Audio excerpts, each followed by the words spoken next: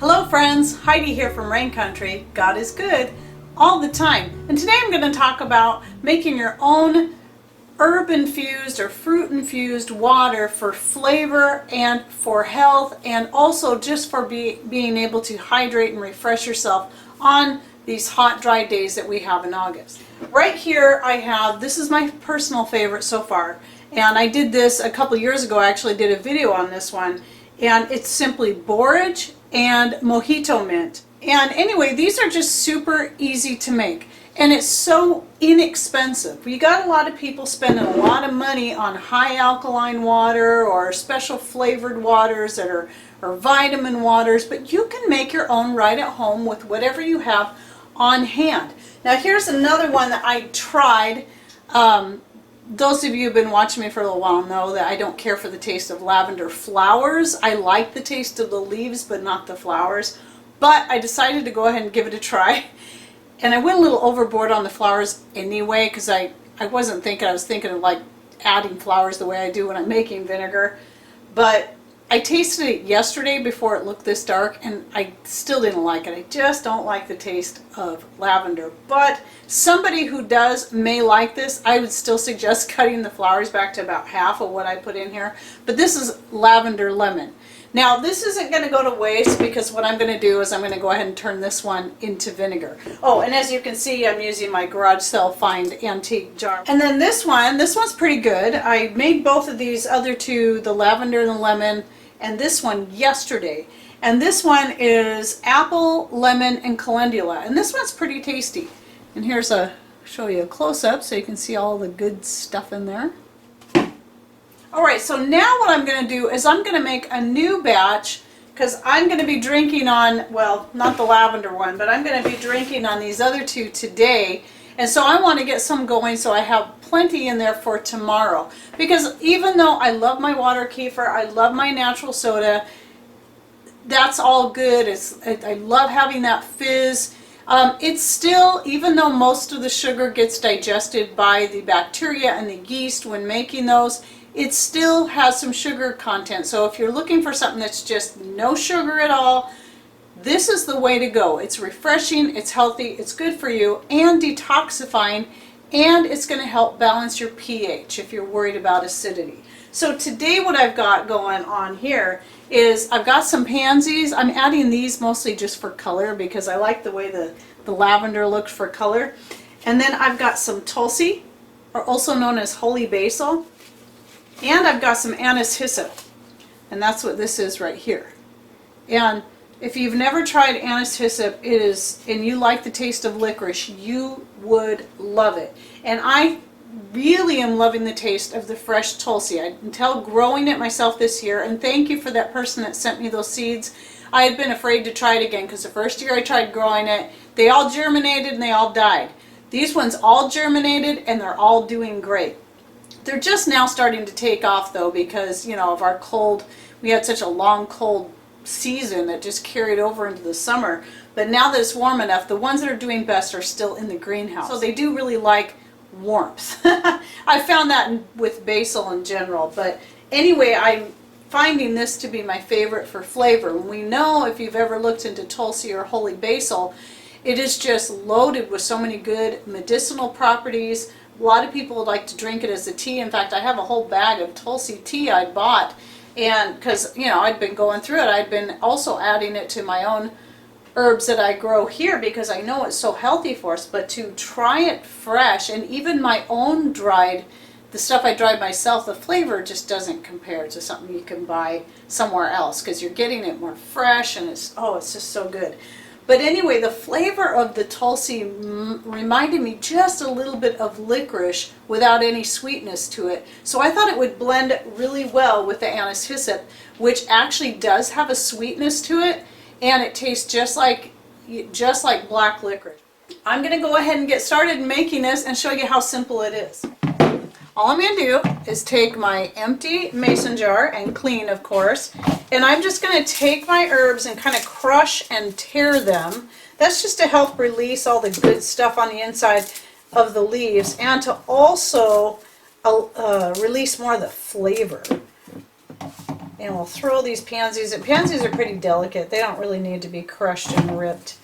But, and actually the Tulsi is a little bit delicate because it's still pretty young. But we want to make sure we get that in there. And then I'm just going to top that off with my filtered rainwater, because we try to really avoid consuming any of the city tap water because it's loaded with fluoride and chlorine and other unsavory things. And then I put my lid on, and there we go. All right, now that you have your water with your herbs and or fruit in it, all you need to do is stick it in your refrigerator and leave it overnight. And it should be pretty well infused by the next day. However, you can also, to increase it, what I did with these two, not this one, with this one and with the lavender one, is I stuck them in the sun for a few hours before sticking them in the fridge. And so I'm going to go ahead and do that with this. So basically, it's like making a sun tea. So that's what I'm going to do with this. I'm going to go ahead and stick it in the sun for a few hours, and then I'm going to stick it in the refrigerator overnight to let it get fully cold, and then I'll try it out tomorrow. Now, this one here, you see how dark this color is? It wasn't like that when I took it out of the sun and stuck it in the fridge. It was lightly colored, but it really wasn't this dark. So most of this happened after I put it in the refrigerator. So there's really no need to put it in the sun, but you're still going to want to give it time to sit in the water for, I would say, 12 to 24 hours to really get infused. Now, some of the fruits and herbs and even vegetables that I recommend you try, depending on your taste, that will give the best flavor as well as the best health benefits and helping to increase the alkalinity, so you're fighting the acidity in your body by doing this. I've got listed here, so I'm going to go ahead and read these off.